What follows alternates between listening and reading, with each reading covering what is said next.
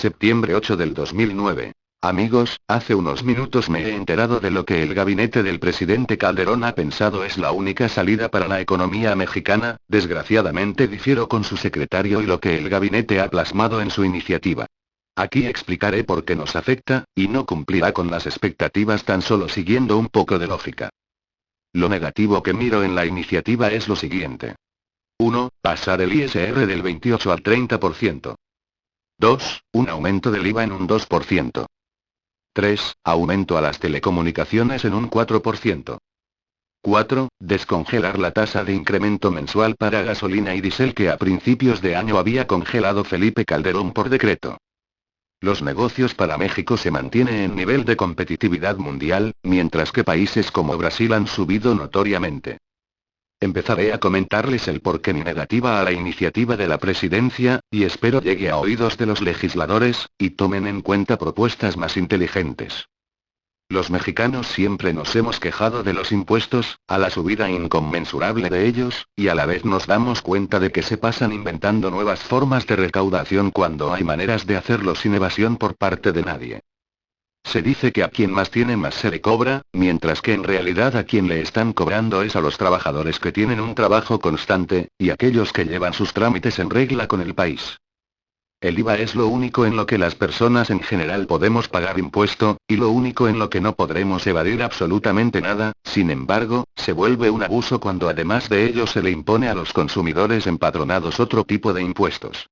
Ahí es donde nace la evasión fiscal, y es que por naturaleza genética los mexicanos le sacamos la vuelta a los abusos, y generamos un problema que a fin de cuentas golpea la economía nacional, y finalmente a todos los mexicanos. Por lo que en vez de elevar el ISR, yo propondría eliminar los impuestos IETU e ISR, además de los impuestos que existen para complementar la recaudación, ya que son mecanismos completamente incompetentes y le hacen un gran daño al país. Pero para eso se debe tomar en cuenta algún tipo de recaudación que lo justifique, y es claro que solo el IVA lo hará. Al principio sonará descabellado, y quizá a las personas no les agrade. Ahora, en la actualidad, un mexicano que paga impuestos de 100 pesos le quitan 28 de ISR, 15 de IVA y el IETU 18%, esto suma 61%. Por lo que ganaría esta persona un total estimado de 49 pesos de los 100 que tenía en la mano. Pero por las mismas fallas del mecanismo, esto es relativo, y los que trabajan formalmente terminan solo poniendo el IVA en la mayoría de los casos, y el IETU, que a fin de cuentas se hizo para los que evaden el ISR.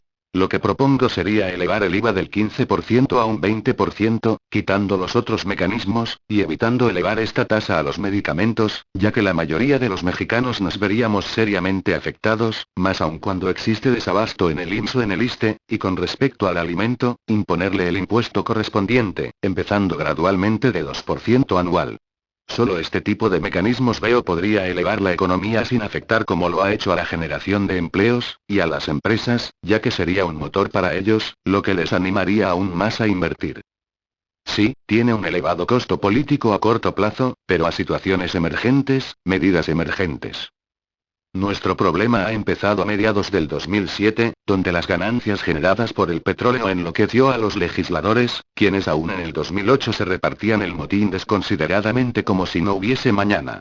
Quien no conoce la historia está condenado a repetirla, y con nosotros ha pasado lo mismo. Era lógico que después de tantas bonanzas debíamos crear un fondo emergente, pues la visión de $70 el barril de petróleo pronosticado a fin del año 2008 por los asesores de los legisladores era absurdo e irrisorio, siendo que se había disparado el precio internacional, era lógico que cayera de la misma manera a $30 el barril por lo menos este año. Hoy Calderón ha plasmado un mensaje alarmante, donde asegura nuestras reservas de combustible se están agotando.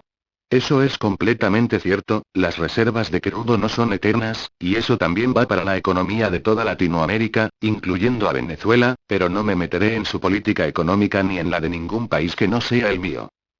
Hace tiempo envié un mensaje a la Secretaría de Gobernación plasmando mi punto de vista, y dictando que el problema real no sería sentido este año, sino el próximo, por los factores externos, como el turismo, el petróleo, las divisas de los inmigrantes, y las exportaciones. Comentaba que la única salida de ese momento sería el campo, y mirar a una economía más centralizada e independiente a corto plazo, además de la independencia de los derivados del crudo, la creación de más torres eólicas alrededor del país que pudiesen generar la cantidad suficiente de energía para cambiar en un plazo razonable, el transporte terrestre automotriz impulsado por energía fósil, por energía generada por el viento.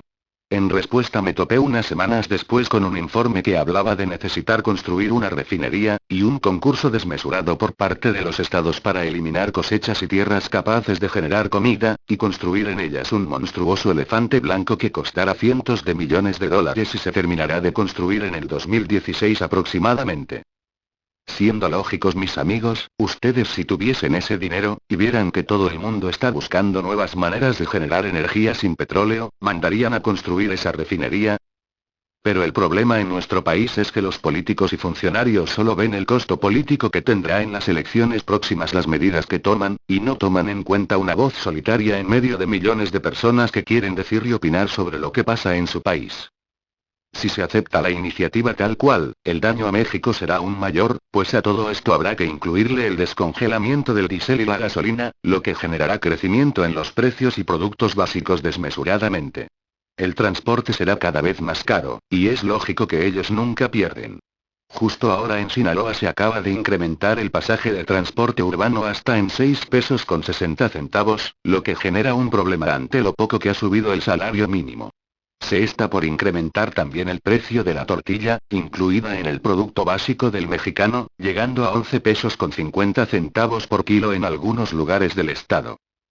Todo esto es solo el inicio, ante una acción tan mediocre como solo incrementar los impuestos y buscar las contribuciones, el mexicano simplemente terminará por caer de nuevo en pobreza extrema en muy poco tiempo, pues las empresas huirán del país mientras puedan, recortarán aún más gastos, lo que lleva a menos contribución, y mayor desempleo. Las comunicaciones han avanzado mucho en los últimos años a nivel mundial, y el castigarles con un aumento, hará que disminuya la adquisición de este tipo de servicios. Esto nos puede llevar como país a un sinfín de problemas, ya que servicios como el Internet, que son herramientas mundiales de educación, o la telefonía celular, que es un campo muy solicitado por los mexicanos por la necesidad de comunicación y localización, se puede ver en peligro de estancarse, y hasta retroceder, lo que de nuevo nos llevará a menor inversión extranjera, mayor desempleo, y menor recaudación fiscal. Como han visto, mis amigos, esto es lo que puede pasar si se aprueba el paquete económico 2010 tal y como nuestro presidente lo plantea. Quizá lo que propongo sobre concentrar los impuestos sobre el IVA, que es lo que a final de cuentas todos los mexicanos pagamos sin excepción, no sea el camino correcto, pero es una propuesta alterna y más real que lo que se propone por la Secretaría de Hacienda y Crédito Público. Este es un llamamiento para que hagamos trabajar a nuestros legisladores, y hacerles ver el daño que pueden hacer a nuestro país si siguen tomando las decisiones menos apropiadas. Si queremos salir adelante como una nación próspera, hay que aventurarnos a pensar en crear opciones para nuestros hijos, y no solo más deudas. Espero esto caiga en oídos apropiados. Es mi primer contribución a mi país, pero no será el último. Un abrazo fraternal a mis compatriotas de su hermano Caco.